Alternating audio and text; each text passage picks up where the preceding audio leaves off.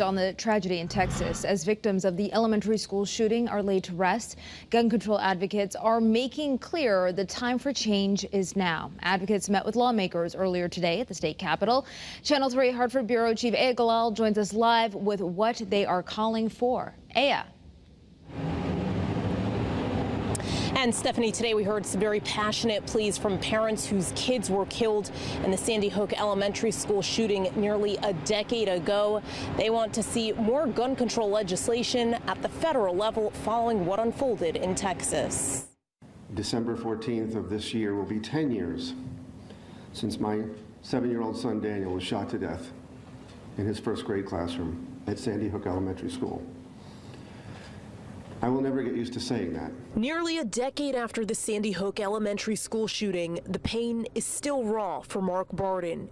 As co-founder of the Sandy Hook Promise, it's his mission to advocate for change in the wake of his son's death. Community-based violence intervention programs and smart gun safety laws like we're talking about here today. Universal background checks.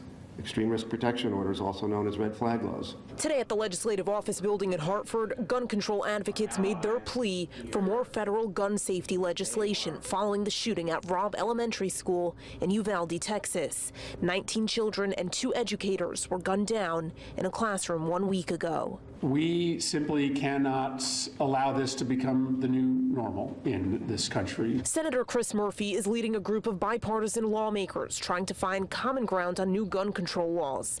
Among the measures being discussed are red flag laws, expanded background checks, safe storage, and investments in mental health and school security. I want to live in a nation that loves its children more than guns. Connecticut's congressional delegation says there will be a vote on the Senate floor one way or another. Make no mistake, we are going to have a debate in the United States Senate.